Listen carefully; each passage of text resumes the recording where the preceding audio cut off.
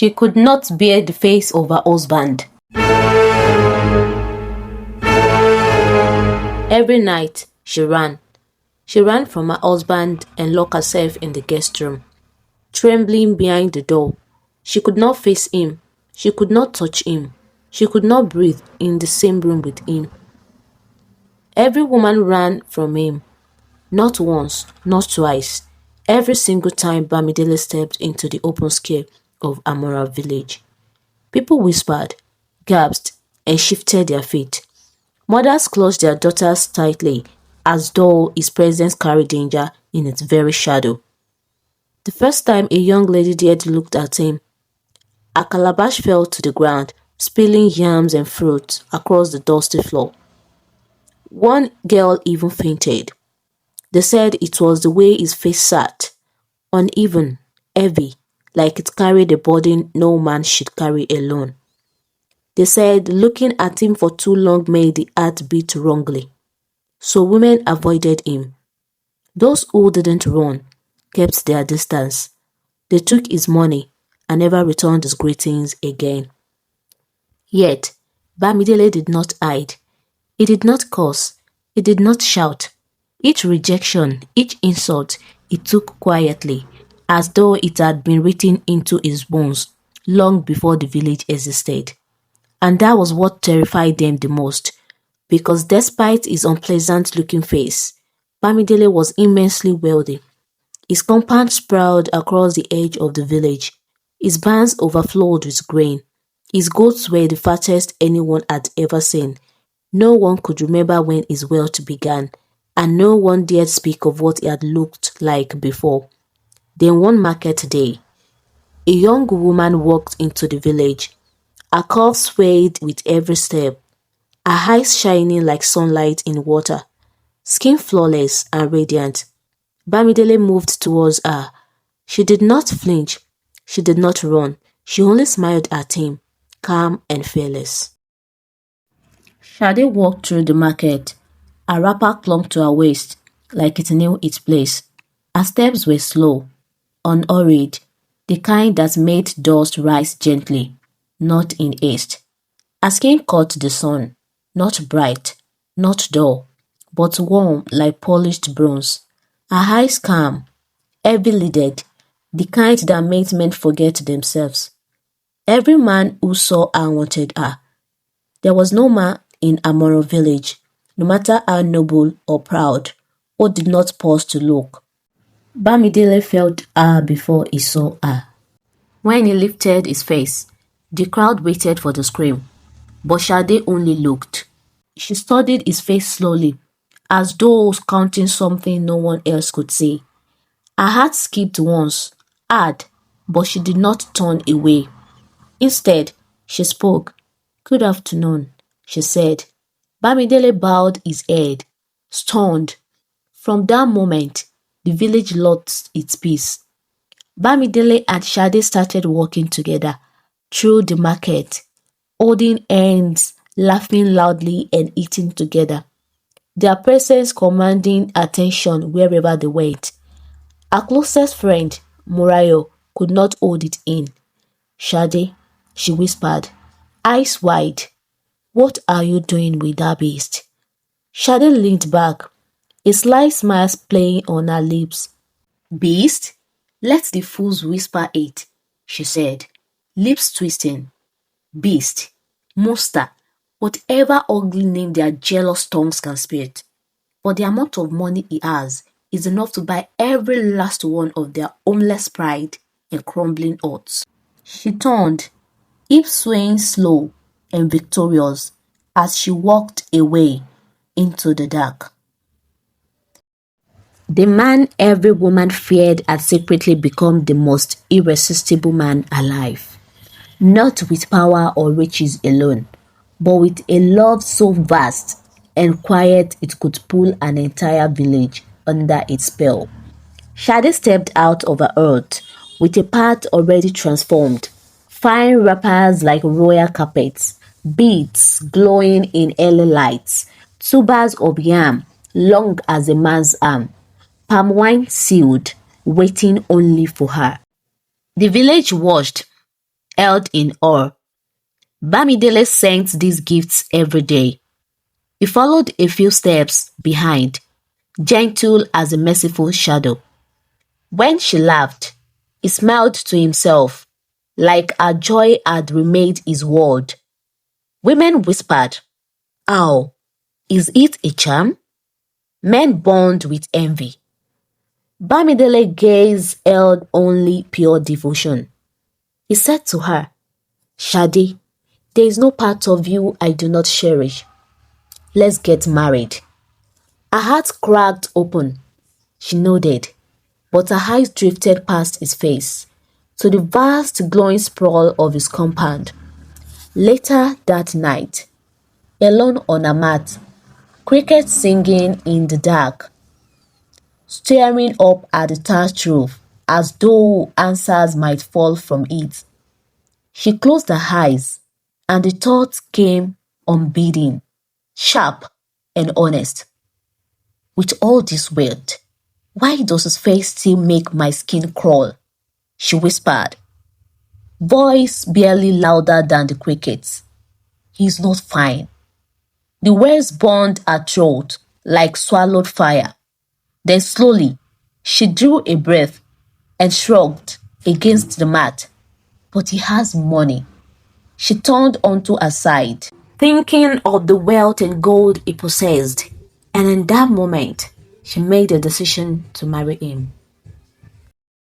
Today, the ugliest man in Amoran village took a bride, and the bride walked to him with her head held high. No scream, no tremble. The courtyard was packed, thick with disbelief. Women gasped behind their hands.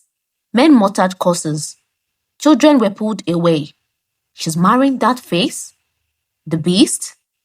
Bamidele waited in the center. Tall, crooked-nosed, eyes too deep, skin rough like old bark, calm, wealthy, unshaken.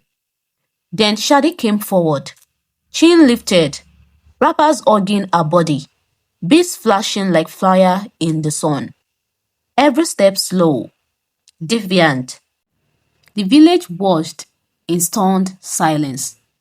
She reached him, placed her hand in his rough palm, looked straight into those piercing eyes, and spoke softly but clearly, "I am yours." After the rites, Shade stepped into Bamidele's house. Servants bowed and hustled around her. She moved through the rooms, eyes wide at the polished floors, towering stacks of money, golden ornaments, jars brimming with yam and grains. A secret smile curved her lips. While the servants were busy in the outer rooms, she approached the heavy wooden chest in the main chamber. She lifted the lid, reached in, and pulled out a thick bundle of crisp banknotes. Money enough to feed a family for a year or more. She tucked it deep inside the layers of her wrapper, then gently closed the lid again. Her first hour as a wife, and the house began to lose things. She was already taking what wasn't hers. Shade married the ugliest man in Amoran for his money, but now she can't even stand to look at him. 2 days into the marriage, Shade already glided through Bamidele's house like she had been born to rule it. She moved silently, holding a small bag of money, tucked deep in her wrapper. The money she had taken from the storeroom the previous night. Her heart thrummed with quiet victory. The polished floors, the scent of wealth in every corner, it all felt like hers already. Outside, Bamidele carried fresh yam from the farm, humming a soft, unfamiliar tune that drifted through the open windows. When he spotted her, his face lit up with that gentle, trusting smile. "Shade, come, let me show you the new store." Shade's smile was gentle and modest. "Oh, Bamidele, you are too kind." she said aloud in front of the servants. But the moment they were alone, the sweetness vanished. Behind closed doors, when no one watched, she pushed his arm aside, sharp, deliberate, then stepped back, her body rigid with revulsion. Her eyes raked over him, the crooked nose, the deep-set eyes, the rough skin. Disgust and hatred burned openly in her gaze, cold and unneeding. Bamidele paused, warmth flickering in his gaze, but never fading. After a long silent moment, he bowed his head slightly, a small pained smile on his lips. "I will leave you to rest," he murmured softly, then turned and walked out, closing the door with gentle care. The instant he was gone, Shadi exhaled sharply, poured the money onto the mat, and counted each note slowly, a satisfied smile curling her lips. In her mind, the house stood empty of him, rooms open, chest unlocked, her footsteps the only sound. The richer she grew, the colder she became towards the man who gave it all. She couldn't bear her husband's look anymore. She slammed the door behind her and sank onto the soft mat of the guest room, trembling. Her hands covered her face, but even behind her fingers, she could feel the ugliness of Bamidele staring at her from across the room. He had come to kiss her good morning, but she recoiled, stumbling backwards. "I can't," she whispered to herself, voice tight, trembling. Bamidele froze, hot flashing across his rough, harsh features. His crooked nose, his deep piercing eyes, the way his lip moved, all of it twisting her stomach. "I need space," she managed, her words barely escaping her clenched teeth. He nodded gently, placing a hand over his own chest. "As you wish, Shadi," he said softly, retreating. Later that evening, Bamidele brought her a polished wooden chest. "This is for you," he said, eyes still shining with quiet love. Gold ornaments, thick stacks of money, fine clothes, and these color beads I saw in the market. Her gaze sharpened. "Thank you, my king," she murmured, voice low and perfectly grateful. Hours bled into midnight. Shadi neither ate nor slept, only counted, rearranged, and dreamt of riches. When Bamidele's breathing finally deepened, she rose like a thief in the dark. Barefoot, pulse pounding, she crept through the house, opening drawers, claiming every stray note and trinket in the moonlight. Then her eyes locked on the far hallway.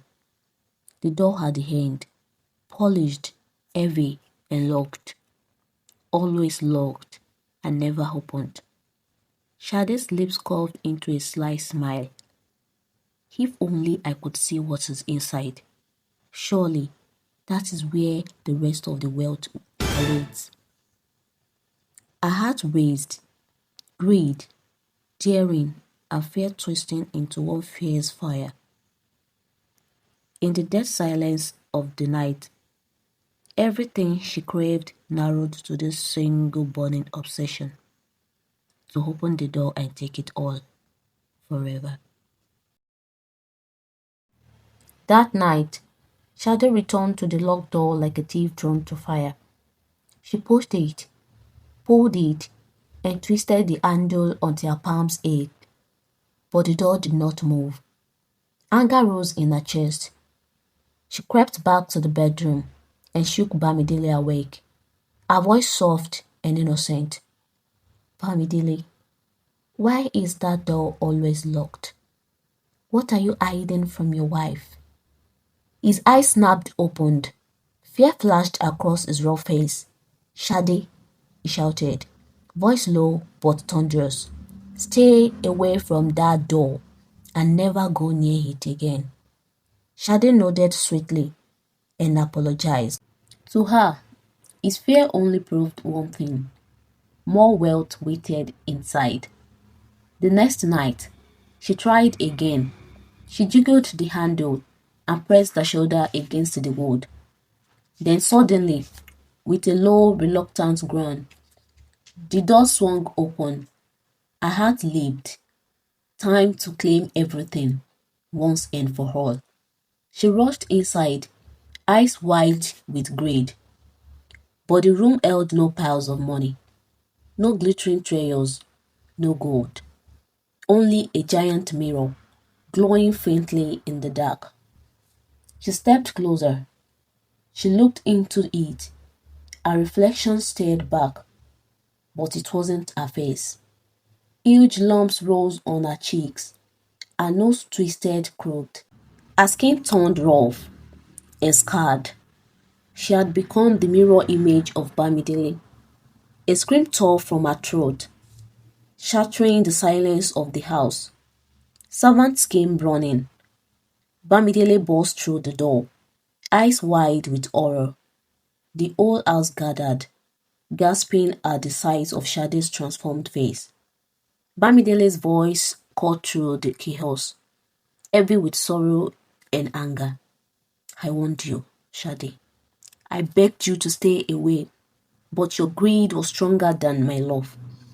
You stole from me every day and every night, even while I gave you everything. This mirror is the source of my wealth. Every time I look into it, I grow richer and uglier. And since you came, the money vanished faster than ever. So I went into the mirror more often, and my face paid the price. You abandoned me because you couldn't bear my look. Now look at yourself. Anyone who gazes into this mirror must pay the price." As he spoke, Shade's face worsened. She sobbed, regrets flooding her heart for every choice she had made. The servants fled in terror. Word spread through Amoran like wildfire. By morning, the villagers turned away.